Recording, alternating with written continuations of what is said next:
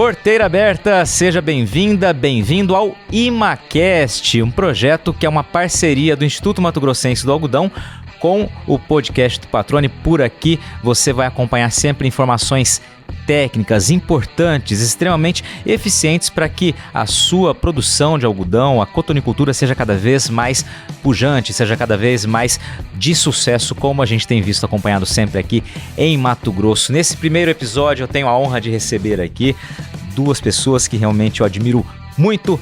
Álvaro Salles, seu Álvaro, que é diretor executivo do Instituto Mato Grossense do Algodão, e o doutor Edson Júnior, que também, além de engenheiro agrônomo, é um dos pesquisadores, aliás, tem quase uma plaquinha de patrimônio ali do Instituto Mato Grossense de Algodão, uma carreira brilhante lá, e é claro que a gente vai discutir aqui vários assuntos, mas antes vamos começar conversando com o seu Álvaro, entendendo um pouquinho da história e da missão do Instituto Mato Grossense de Algodão, do Algodão. Seu Álvaro, como é que o senhor está? Tudo bem?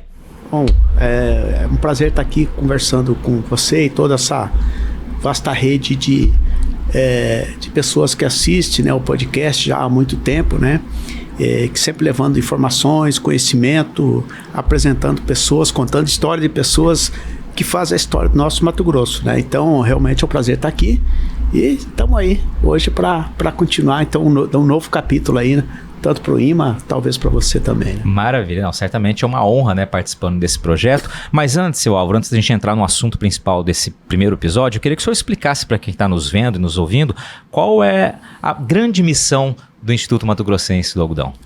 Bom, na verdade o IMA foi criado pela Associação dos Produtores de Algodão, acima de tudo para estar pesquisando, resolvendo, trazendo soluções, né?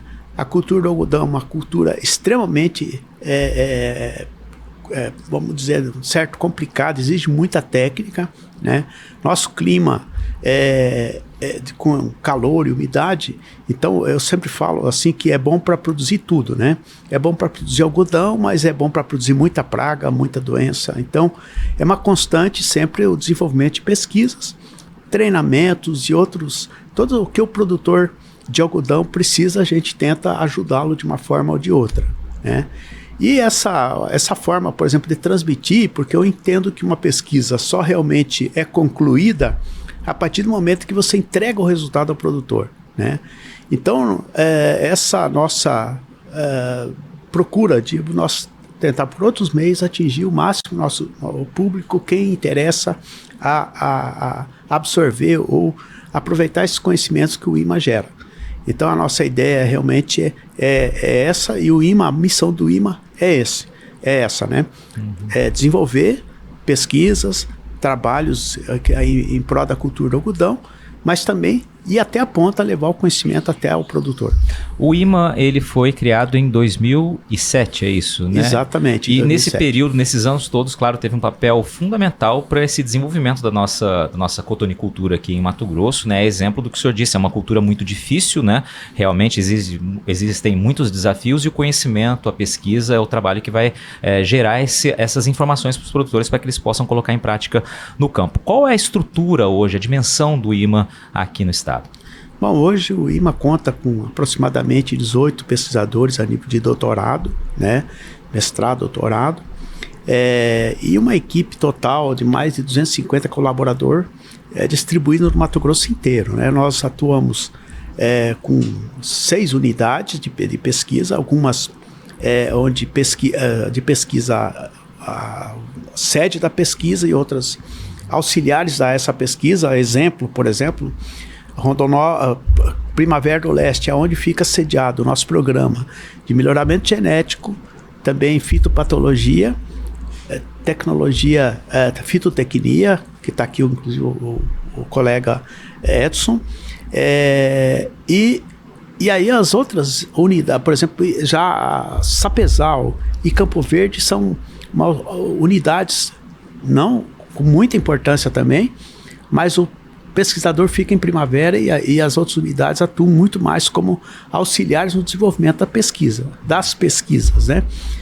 Assim como Rondonópolis, soja, né? Nossa sede de melhoramento de soja, parte de bioprospecção de bioinseticidas, e Campo Verde e outras unidades também trabalham auxiliando, testando produtos e desenvolvendo as tecnologias que a cultura exige. Maravilha. O senhor falou que essa missão de gerar conhecimento e levar para o produtor, ela se torna completa quando de fato esse conhecimento chega ao campo, né? Aqui eu deixo esse espaço para que o senhor fale qual o objetivo dessa parceria, né? Que nós estamos aqui de uma maneira diferente que vocês estão habituados a comunicar, justamente utilizando essa ferramenta, né, do podcast, do videocast, né, para levar essa informação. Qual o grande objetivo do IMA?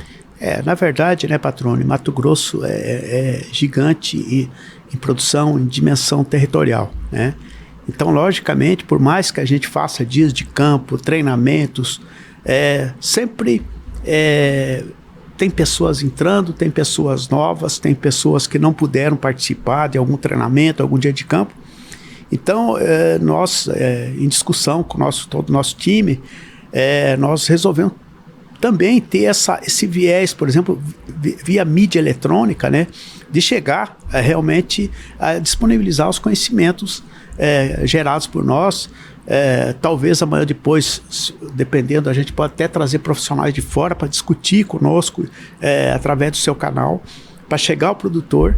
Então, essa grande iniciativa nossa, que a gente considera grande mesmo, é democratizar o conhecimento. Perfeito. E o primeiro tema que a gente separou aqui é um tema também que ele precisa ser observado exatamente nesse momento. É um tema já habitual, o produtor já sabe da missão que ele tem, da necessidade que ele tem, mas sempre o conhecimento é extremamente importante. Afinal de contas, a gente vai falar hoje nesse episódio sobre a importância e os cuidados, né? O manejo mais propício, mais correto para a destruição dos restos culturais, conhecidos aí, né, como soqueiras, a destruição das soqueiras. Quem vai dividir conhecimento conosco aqui, além do seu Álvaro Salles, é o Edson Andrade Júnior, já apresentei aqui no início. Edson, eu queria inicialmente entender, né, por que os restos culturais, ou seja, aquela planta que fica após, né, a colheita do algodão, afinal de contas o algodão é uma planta perene, né, ou seja, ela vai rebrotar, ela vai continuar ali no campo. Por que ela representa um risco? Por que ela precisa ser destruída? Antes da gente começar a trazer as informações técnicas. Tudo bem contigo? Bom, tudo bom, Patrone. Patrone, você tocou num ponto extremamente interessante, né? Na verdade, existe uma diferença entre o algodão e a soja, por exemplo, né? A soja, na verdade, quando ela chega no final do ciclo, ela acaba, né, que entra em senescência, ela acaba morrendo ali, e aí a gente desseca, colhe, enfim, até a questão da dessecação da soja é para acelerar o processo, né? Já no algodão, não. A gente realmente precisa, né, eliminar essa planta, né, gente? Porque é uma planta perene que foi melhorada, que foi domesticada, vamos dizer assim, né? Ou seja, após ali a produção dos capulhos, ela vai rebrotar e vai continuar ali, né? E aí, por que isso é importante? Na verdade, que é para quebrar o ciclo das principais pragas e doenças, né? Então, na verdade, a eliminação dos restos culturais, ou destruição de soqueira, como a gente fala comumente, é um passo importante para a gente conseguir respeitar o vazio sanitário, na verdade. Que é aquele período do ano que a gente precisa sem plantas de algodão, vamos dizer assim, né? Para não multiplicar. Começou principalmente com o bicudo, que é a principal praga do algodoeiro, mas serve para outras pragas, como mosca branca, as lagartas, né? Questões de nematóide, mas também as questões de doença, né? Seja para ramulário ou até mesmo para mancha-alvo, que é uma doença até comum com a cultura da soja, questões de ponte verde, né? Então, a eliminação dos restos culturais do algodoeiro, ela é obrigatória, né? Existe uma instrução normativa do INDEA para isso, mas o principal objetivo é sempre quebrar o ciclo das principais pragas e doenças. Então, por isso que ela é muito obrigatória, né? Por quê? Por exemplo, quando se fala no manejo do bicudo, qual que é o ponto inicial para um bom manejo, para as boas práticas do manejo do bicudo?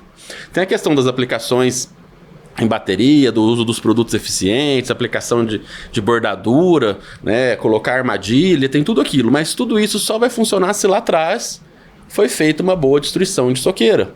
Por quê? Porque se não foi feito, durante aquele período que a gente ficou na entre-safra ali, que ficou aquele resto cultural, aquela soqueira, o bicudo continua se multiplicando, né? E aí o poder de multiplicação, né, vamos dizer assim, é extremamente alto. Então a gente já entra na safra com uma população muito alta de bicudo, e aí as próximas práticas começam a não ser tão eficientes, porque a gente tem uma quantidade de praga já muito grande ali produzida, né, vamos dizer assim, durante essa entre-safra na soqueira. Quando começou a se plantar algodão no Mato Grosso, no Cerrado do Mato Grosso, nós tínhamos um problema de virose, e nós não tínhamos pesquisa suficiente para ter cultivares sem virose.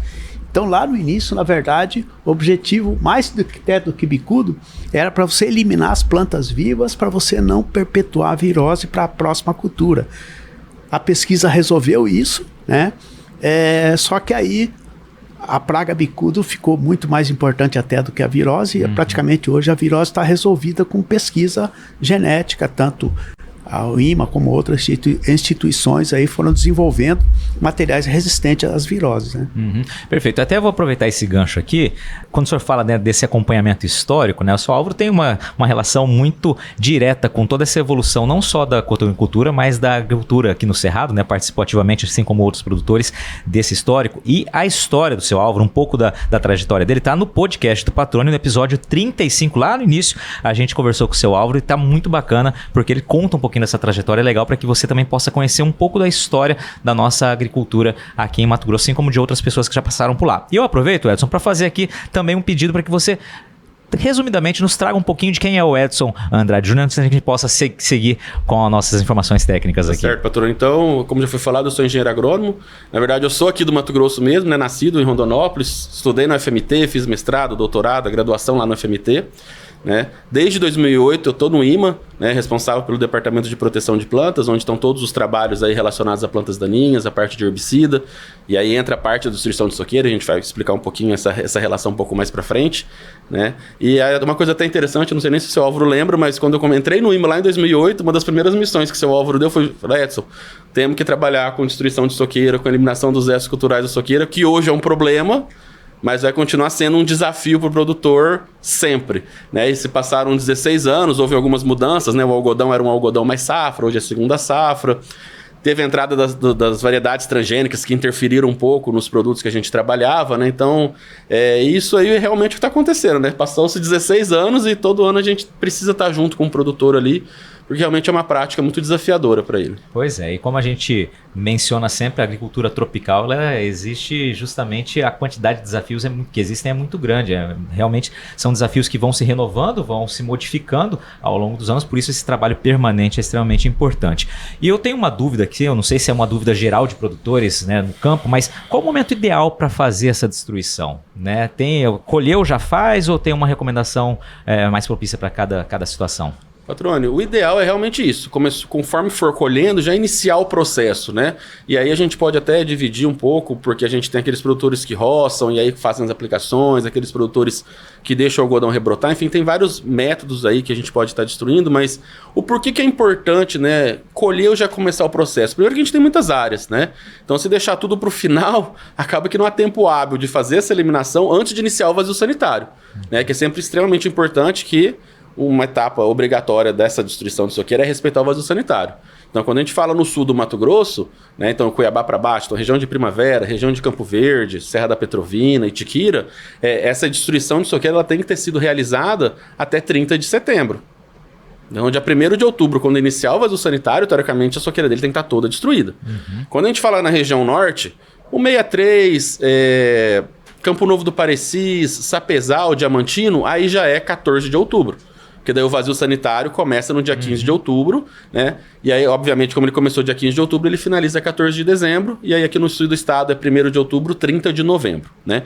Então, como a gente precisa respeitar isso, então, o ideal é ele já ir colhendo, destruindo, mesmo porque a gente tem um outro ponto extremamente importante, né? Quanto mais tempo esse algodão vai ficando lá no campo, e é uma época, após a colheita, né? E é uma época muito seca, ele vai ficando cada vez mais estressado e menos ativo. Então é uma planta que vai ficando mais, não está morta, mas ela vai ficando com um metabolismo mais, né, lento, vamos dizer assim. Né? Então é extremamente importante isso. Inclusive na instrução normativa diz isso, né, que o ideal é que o ideal não, né, que o produtor deve, após a colheita, já iniciar o processo de destruição de soqueira. E essa maneira de destruir as soqueiras, a mais usual, evidentemente, é a destruição química, né? Correto, patrônio. Assim, na verdade acaba sendo a mais usual por uma questão da extensão das áreas, né? A gente tem áreas hoje muito extensas, né? Nós estamos falando aí em 1,4 milhões de hectares, um pouco mais no Mato Grosso, né? E aí existe a destruição mecânica, né? Que já foi feito com grades, de alguns arrancadores, mas via de regra é uma destruição que revolve o solo, tem questões aí, né, relacionadas ao plantio direto, ao cultivo mínimo, que acaba que tem uma interferência, porque tem um revolvimento do solo, mas o grande impacto mesmo é o operacional. O produtor não consegue fazer a destruição em tempo hábil, né? E aí, às vezes, não é nem pensando no vazio sanitário, o próprio plantio da soja, que já é subsequente ali, né? Então, a gente pode dizer aí que, sem sombra de dúvidas, uns 90% da destruição de soqueira hoje é feita com herbicidas quimicamente. E aí tem o momento e a maneira também de fazer essa destruição, né? A própria, uma dos informativos técnicos, né, que vocês disponibilizam, que trata desse assunto, traz lá alguns pontos, algumas orientações sobre diferentes maneiras de fazer essa destruição, efetuar essa destruição química, né? A iniciada no toco, por exemplo, de que maneira ela deve ser feita corretamente? Quais são as orientações principais, Edson? Então, Patrônio, a gente, como você já citou, a gente tem de modo geral 3 formas de destruir essa soqueira quimicamente, né? Então, a primeira seria a destruição iniciada no toco, que a gente chama, né? O que é, como que ela qual que é o procedimento dela, né? Então, o algodão está colhido, né? Tá a planta em pé colhida ali de algodão, o produtor vem com o equipamento roçando, né? De modo geral, ele usa geralmente um triton, que é um equipamento que acaba roçando e estraçalhando, né, esse toco, que acaba ficando só o toco ali. Né? E por que é interessante esse estraçalhar? Porque ele deixa os vasos expostos, né? Os vasos do algodão ele fica expostos no caule ali. Né? Porque essa primeira aplicação, que é imediatamente após, ele visa esses vasos. Porque na maioria das vezes, até que na última safra a gente teve um pouco de rebrota nesse momento, mas não é muito comum, naquele momento você praticamente não tem área foliar. Porque você desfolhou, né, o algodão ali para colher e tal, tá muito seco, né? Então, via de regra, ele não rebrota muito rápido ali. Então, essa é a importância dessa aplicação no toco ser imediatamente após. É o fator principal para esse método funcionar. Roçou, né, com triton ou com a colhedeira de soja, enfim, tem alguns outros equipamentos hoje que fazem isso também, mas o ideal é que isso seja feito imediatamente. A aplicação do herbicida da primeira aplicação seja feita imediatamente após. Por quê? Porque esse vaso, a hora que você roça ali, que você expõe esse vaso, ele começa a secar. Então a gente tem vários trabalhos que mostram que a partir de 30 minutos, você começa a ter perda de absorção de produto. Então, por exemplo, roçou, aplicou daqui 1 hora, a absorção já cai 70%, 80% a eficiência dessa aplicação. Então, assim, o ponto dessa primeira aplicação é atingir esses vasos que foram expostos na roçada. Então, precisa ser feito imediatamente após. Tá? E aí, muitas vezes, algumas propriedades não têm um operacional que permite que consiga fazer essa roçada e aplicação imediatamente após. Então, é o que a gente sempre pede. Pessoal, é o método que nós do IMA entendemos como o que tem uma estabilidade melhor de resultados.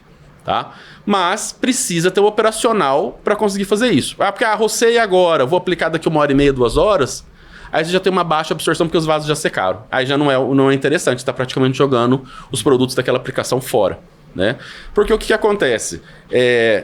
Mesmo essa aplicação também precisa de uma outra, uma aplicação dos rebrotes, que a gente chama, Patrone, que é uma coisa que tem que ficar muito claro, que independente dos métodos, né, seja esse primeiro no toco ou os outros dois que eu ainda vou comentar com você, é praticamente impossível a gente destruir soqueira com uma aplicação só de herbicida. Tá? Isso é uma coisa que a gente já tem trabalhado junto com os produtores, nos GTAs, e todo mundo, isso é um consenso que pelo menos 2 aplicações a gente vai precisar.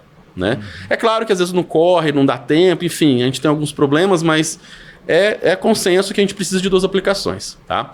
E aí na segunda aplicação, obviamente, a gente espera vir aquele rebrote que já vai vir com sintoma da fita dessa primeira aplicação para fazer a segunda. Tá? Quando a gente passa para o segundo método, o produtor roça, deixa o algodão roçadinho lá, a hora que ele começa a rebrotar, vem fazendo a aplicação. E aí faz a primeira e depois faz a segunda. Então, acho que fica muito claro para você entender que na aplicação no toco, quando você roçou, os vasos ficaram expostos e você aplicou o herbicida ali, 100% das plantas receberam aquela aplicação. E é importante a gente lembrar que essa primeira aplicação é a mais importante porque é onde a gente põe a dose mais alta do herbicida. Tá? Quando você fica a segunda aplicação desse método ou as 2 aplicações quando você trabalha nos rebrotes, você fica à mercê dos rebrotes. Tá? E via de regra o algodão não rebrota uniforme. Tá? Então você tem lá muitas vezes, sei lá, 60% das plantas rebrotadas, mas você tem 40% que não rebrotou. Porque a colheita não é feita no mesmo momento, né? Não, eu falo, você tem 10 plantas, elas não vão rebrotar as 10 ao mesmo tempo. Você tem alguma mais vigorosa, uma canela mais fina, enfim. Então, via de regra, você tem lá 60%, 70% das plantas rebrotadas. Aí o que acontece? Opa, preciso aplicar porque esses 60%, 70%...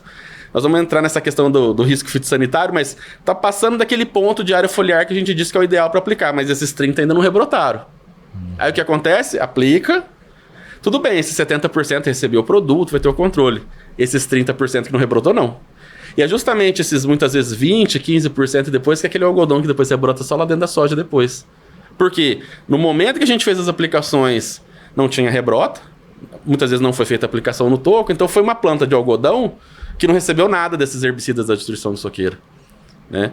Então, voltando àquele comentário inicial que eu falei para vocês, por isso que eu acredito, nós do IMA acreditamos, né, isso baseado nos ensaios, a gente faz um trabalho de acompanhar o que os produtores estão fazendo no campo e depois, né, ter aquela visão do campo mesmo, né, quando compara os métodos. Por isso que a gente acredita que o método no toco tem uma estabilidade melhor de resultados. Por quê? Na primeira aplicação, que é onde a gente faz a dose mais alta do herbicida, todas as plantas receberam. De novo, quando você passa para o método dos rebrotes, nem sempre. Porque um ano que rebrota bem, é um método que vai muito bem. Mas um ano mais seco, né, ou que você tem um algodão muito vigoroso, às vezes o algodão é muito vigoroso na safra, ele é mais difícil para matar no final depois.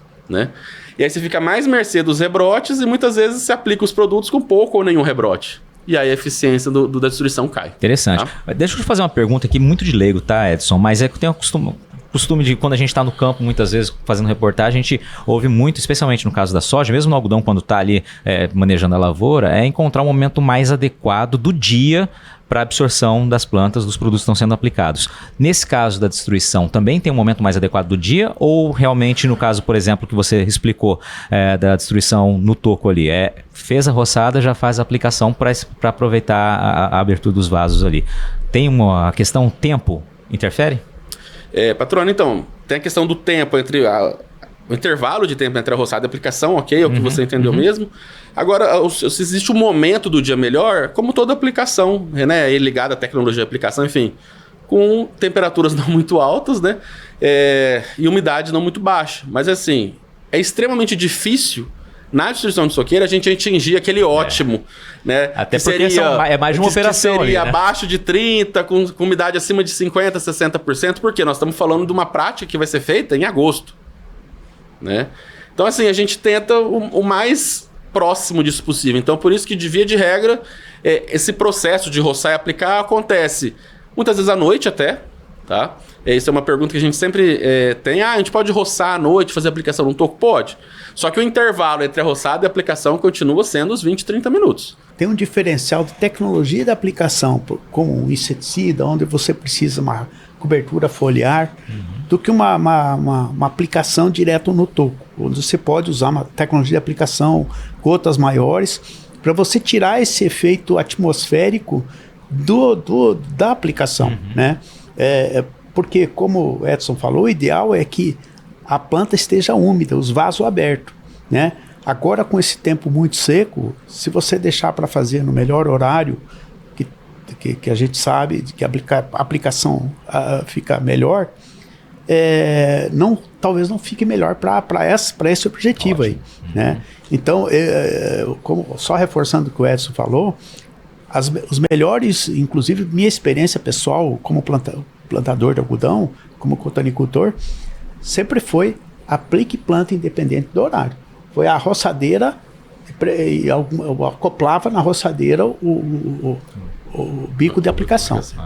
Perfeito, tá. Perfeito. E aí, Edson, vamos para o terceiro método aí nessa destruição, seria a destruição da planta em pé. Correto. Então, patrão, esse é um terceiro método que, na verdade, seria uma adaptação do segundo. Né? A diferença, ou seja, sempre trabalhando nos rebrotes. Então, seria como o segundo método, que eu acabei comentando junto com o primeiro, né? Que as duas aplicações são feitas ali nas plantas rebrotadas. Só que o que acontece com esse método, patrone, o produtor não roça. Ele deixa o algodão em pé e faz as duas aplicações com esse algodão em pé, vamos dizer assim, né? Ou seja, sem roçar. É claro que aí tem vários desdobramentos, né? O principal deles é usar um correntão de faca, né? O produtor faz as duas aplicações e aí espera uns 14 dias ali, a hora que o herbicida atingiu o máximo do efeito na planta, digamos que ela está mais fraca ali, ele passa um correntão para ser uma interferência mecânica mesmo, física, para quebrar aquela planta no momento que ela está mais sensível pela ação do herbicida. Tá? É um método que os outros dois primeiros que a gente comentou são mais usuais, mas tem algumas propriedades que gostam bastante desse método da planta em pé. O único cuidado que a gente pede para o pessoal até por uma questão do bicudo, mas né, tomar bastante cuidado até nas fiscalizações, é que a gente não falou ainda de planta com risco fitossanitário, mas lembrar que quando a gente tem a planta em pé, muitas vezes você tem aquelas maçãzinhas imaturas que ficam no ponteiro, né? E aquelas maçãzinhas precisam ser derrubadas, né? Então, muitas vezes, se ficou isso aí no ponteiro, o produtor precisa passar um correntão logo depois da colheita para derrubar aquilo ali, porque ali pode, né, abrigar bicudo, enfim, já tem questões de ter problema com o vazio sanitário também, tá? Então é o único cuidado que a gente pede com esse método. Ficou aquelas maçãzinhas imaturas do ponteiro, precisa derrubar isso daí. Perfeito. Aí você falou do risco fitossanitário, vamos falar justamente isso que vocês reforçam, inclusive, na circular técnica de vocês. Nos 3 métodos vem sempre a mesma informação ali embaixo, né? Monitorar a área para que as aplicações sejam feitas na quantidade certa na área foliar, mas que não ultrapasse o risco fitossanitário. Vamos traduzir isso para quem eventualmente não tenha esse conhecimento. É porque assim, Patrone, até 2016, né, a gente sempre teve a instrução normativa do INDE, que é o nosso órgão estadual que fiscaliza, né, sempre falou em planta viva e planta morta. E a gente tinha muitos problemas, que muitas vezes o algodão estava lá totalmente seco, esturricado, mas cortava ali o caule, estava verdinho, era uma planta viva, né? Então, em 2016 foi revista a instrução normativa e foi padronizado que em vez de planta viva e planta morta, a gente ia trabalhar com planta com risco fitossanitário. Ou seja, é aquela planta que tem que está num momento, num estágio que permite você fazer aplicações de herbicida, você conseguir fazer uma interferência, um controle, mas até um certo ponto que não tem um risco entomológico, vamos dizer assim, ou fitopatológico muito grande.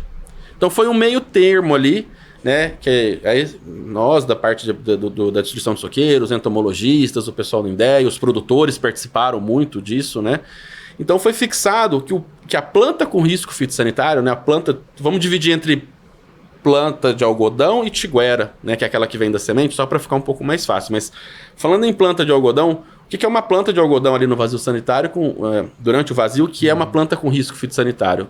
É aquela que tem mais de 4 folhas por broto. Tá? Então, ou seja, começou a rebrotar, tá pequenininho ali, não tem mais de 4 folhas por broto, o produtor ainda tem aquele período para fazer, né, a aplicação, fazer a interferência e controlar essa soqueira. A partir dali, das 4 folhas por broto para frente, ela começa as questões de multiplicação de pragas e doenças, então ela já entra no risco fitossanitário. Lembrando que são 4 folhas por broto sem presença de estruturas reprodutivas. Aí eu volto naquele comentário que eu fiz com relação à planta em pé. Porque a partir do momento que você tem estrutura, botão, maçã, enfim, aí você já não conta folha. Na verdade, ela já é uma planta com risco fitossanitário. E quando a gente fala em tiguera, então o que é planta tiguera ou planta voluntária que a gente comenta? É aquela planta que vem da semente, na verdade. Então ali na colheita caiu alguma pluma no chão, caiu a semente no chão, e aí germina e aí é uma planta, como se fosse uma plântula mesmo de algodão. E aí o estágio, para ser considerado risco fitossanitário, é V3 para frente. Ou seja, até o estágio V3, o produtor está ali naquele tempo hábil para controlar essas tigueras. Perfeito. Tá? Ô Edson, existe alguma... primeiro eu queria entender com relação aos herbicidas, quais são os mais utilizados e existe alguma recomendação de vocês quanto à associação de herbicidas, de produtos para essa destruição ser mais efetiva? Então, Patrone, o carro-chefe na destruição de soqueira sempre foi, desde lá quando eu comecei a trabalhar no IMA, o 2,4-D. Tá? O 2,4-D é o carro-chefe da destruição de soqueira, né? A gente, ao longo dos anos, teve algumas mudanças, né? Então, o glifosato era um parceiro do 2,4-D no passado, era o melhor parceiro do 2,4-D no passado, mas desde 2014 a gente começa a ter as variedades de algodão com resistência a glifosato para facilitar o manejo de plantas daninhas dentro da cultura do algodão. Obviamente, o algodão sendo resistente a glifosato, a hora que você coloca o glifosato lá na destruição de soqueira, ele não tem ação, né? Então, aí a partir disso a gente montou uma série de ensaios lá desde 2012, enfim, um pouco antes, se antecipando um pouco ao lançamento dessas cultivares, até porque a gente já tinha essa expectativa que ia ter, num primeiro momento, uma dificuldade para encontrar um novo parceiro para o 2,4-D, né? E, enfim, a gente fez uma série de ensaios, existem algumas alternativas, tá, Patrone? Mas, só para deixar bem claro, o 2,4-D é o carro-chefe da destruição de soqueira. É um produto imprescindível para a destruição de soqueira, tá? Então a gente precisa ter o 2,4-D nas duas aplicações ali, tá? Sendo que na primeira aplicação a gente acaba usando uma dose um pouco mais alta, como eu falei para vocês, e aí na segunda aplicação, como é um repasse, vamos dizer assim, a gente trabalha com uma dose um pouco mais baixa. E via de regra, isso aí varia muito de fazenda para fazenda, enfim. A gente sempre põe o herbicida parceiro na segunda aplicação. Tá? E aí a gente tem trabalhado com alguns produtos de contato para dar uma potencializada nesse efeito do 2,4-D ali na segunda aplicação. Tá? Tem alguns outros produtos, fluroxipir, triclopir, que daria para usar, mas tem outras questões de custo. Enfim, tem alguns encaixes que a gente consegue trabalhar com outros produtos. Tá? Porque o 2,4-D tem uma dificuldade, um ponto, que seria o intervalo dessa aplicação de 2,4-D para o plantio da soja. Né? Então, em algumas situações onde essa segunda aplicação da destruição de soqueira está muito perto do plantio da soja, nós estamos falando talvez de 2-3 dias, aí já é uma aplicação que tem um certo risco. Né? Então, produtos à base de fluroxipir, você consegue fazer aquela dose cheia e plantar soja no outro dia. Tá? Então, tem algumas questões aí que muitas vezes a gente acaba colocando outros produtos, mas essa segunda aplicação de fluroxipir só vai funcionar se a primeira foi feita com 2,4-D. Tá? Então isso aí a gente já montou muitos ensaios ao longo dos anos. O 2,4-D é sempre imbatível nessa destruição de soqueira. Perfeito. Tá? Ô Edson, quais são aqueles erros mais comuns que costumam acontecer, né, que vocês observam que facilmente o produtor pode contornar? Patrone, o primeiro deles, a gente está num sistema de cultivo intenso, então você tem colheita do algodão, destruição de soqueira, já está pensando na dessecação das plantas daninhas, já quer plantar soja, então assim, a gente sabe que, né, e precisa plantar soja naquela janela, porque depois você precisa garantir a janela da segunda safra também, né? Então muitas vezes a gente acaba fazendo algumas aplicações para destruição de soqueira quando o talhão ainda não está apto para essa aplicação, principalmente relacionada às rebrotas. Então às vezes faz algumas aplicações com pouca rebrota ou com nenhuma rebrota. Né? Porque, claro, a gente precisa respeitar aquele período para plantar a soja, precisa plantar a soja naquele período, então acaba atropelando, vamos dizer assim, algumas aplicações. Isso acontece com uma certa frequência, é um pouco difícil de controlar isso aí, principalmente em anos que a entre-safra é um pouco mais seca. Né? Uma outra falha que ocorre com frequência é a redução das doses de 2,4-D. Então, eu quero plantar soja, então vou baixar a dose de 2,4-D para poder plantar logo em seguida. Né? Algumas questões de querer aplicar doses menores ou uma aplicação só. Né? Vira e mexe, né? Algumas situações a gente vê que o produtor tenta, vou fazer só uma aplicação, depois na pós da soja eu vejo como que eu faço.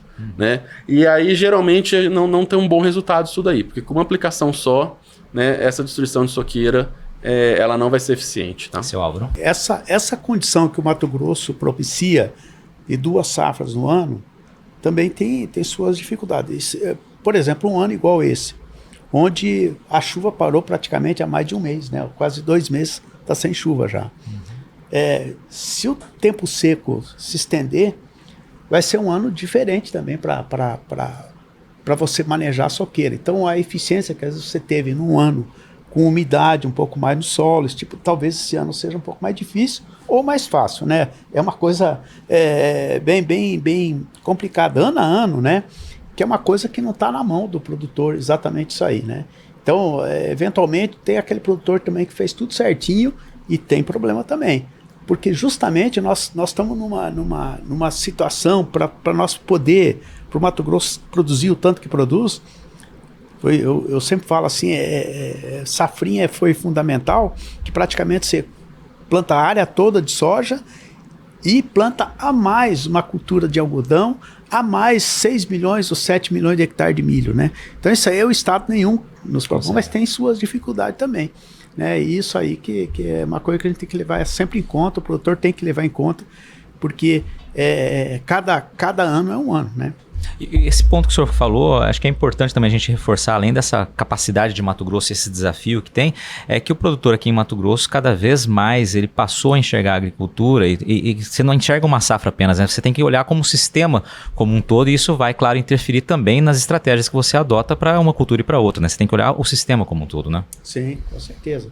Tanto que ele tem que, desde prever o que vai plantar, qual a variedade correta, não pode plantar uma variedade extremamente sensível a determinada doença que também ataca o algodão, que vai ser um carro-chefe, nematóides. Então, na verdade, hoje o produtor tem que ver isso aí, a gente fala assim, olhar a paisagem, não olhar só uma cultura, né? Então isso aí é fundamental. E a destruição de soqueira é um passo fundamental para isso aí, porque o que ele fizer de errado aqui vai interferir na soja, que ele vai ter que estar passando, muitas vezes, um pós-emergente, um pré-emergente, um pós-emergente, que pode também levar algum dano para a cultura da soja, né, para ele poder controlar essas plantas remanescentes, né?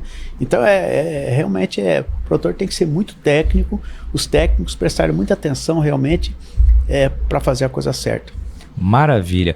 Edson, você trouxe várias orientações aqui, mas tem aquele posicionamento do IMA, realmente para fazer um resumo de tudo para o produtor que está ouvindo, para o técnico que está ouvindo agora? Então, patrônio, na verdade, há muitos anos a gente já foi cobrado, né, por ter um posicionamento oficial, então já tem alguns anos que a gente tem o nosso posicionamento oficial, né?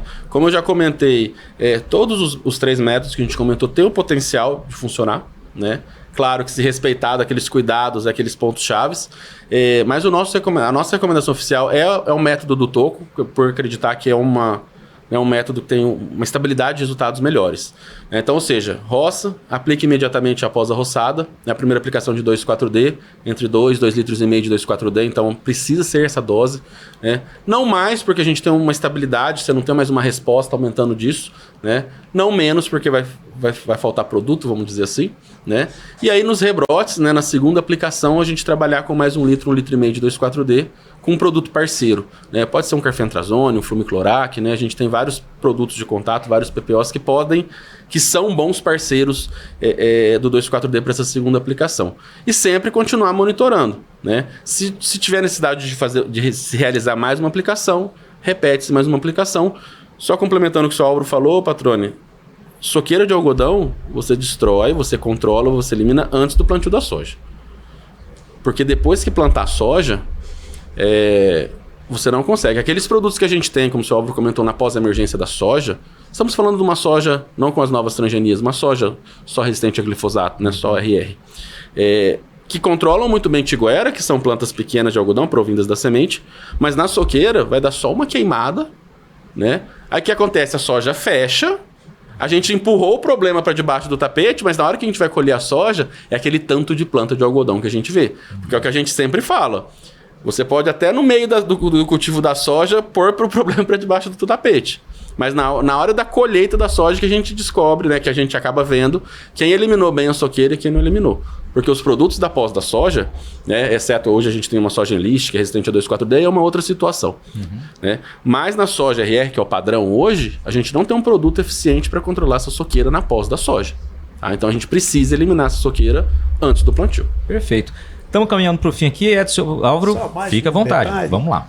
Porque muitas vezes alguém pode falar, não, mas é só o cara, o que não conseguiu aplicar no toco, faz o preparo convencional. Só que nós temos que lembrar o seguinte também. Normalmente a soja começa a ser plantada quando tem muito pouca umidade. Então o solo, se o produtor for querer fazer uma intervenção mais profunda para arrancar realmente, vai virar muito torrão, vai dificultar sobremaneira o plantio da soja. Então, na verdade, são essas coisas que acontecem nesse nosso sistema que nós temos que conviver. Né? Só para lembrar. Maravilha. Muitas vezes é fácil, né, falar que o pessoal, não, relaxado. Muitas vezes são as questões que acontecem. Né? Desafios, né, que a gente enfrenta no dia a dia. Edson, queria que você deixasse suas considerações aqui finais desse primeiro episódio, né? A mensagem que você deixa para quem está nos acompanhando. Patrônio, eu acredito que esse primeiro episódio, o objetivo é realmente relembrar esses principais pontos da destruição de soqueira.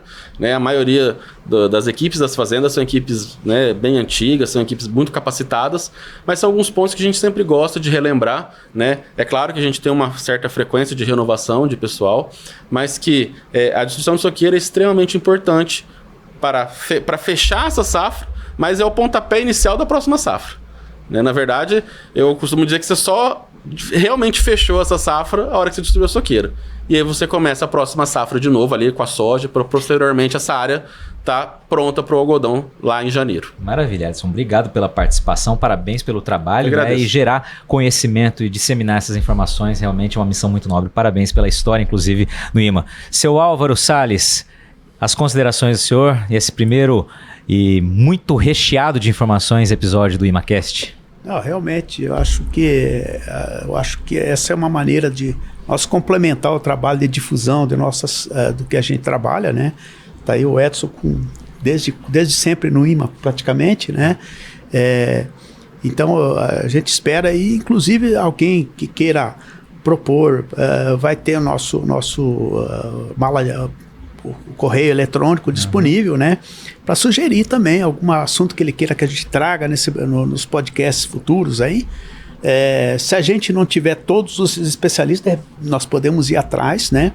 E vamos trazer esses assuntos e vamos discutir o que a gente quer contribuir para que todo mundo possa fazer sempre, cada ano, uma melhor safra. Maravilha, Edson e seu Álvaro, obrigado pela participação, pela confiança, né, no podcast do Patrone para a gente levar esse projeto adiante. Obrigado a você que nos acompanha. Aliás, aproveita para compartilhar esse episódio tanto pelo YouTube, no canal aqui do podcast do Patrone, no canal do Instituto Mato Grossense do Algodão e também por streaming, né, pelas plataformas de áudio. Fique à vontade para compartilhar. A gente costuma dizer, parafraseando um amigo meu aqui, o Paulo Ozaki, que conhecimento é uma das únicas coisas, ou se não a única coisa, quanto mais a gente divide, mais a gente multiplica, né? Então vamos fazer isso, vamos levar adiante essas informações aqui. E você que nos acompanhou, sucesso da porteira para dentro, força e fé da porteira para fora, e vamos que vamos. Esse foi o primeiro ImaCast. Até o próximo.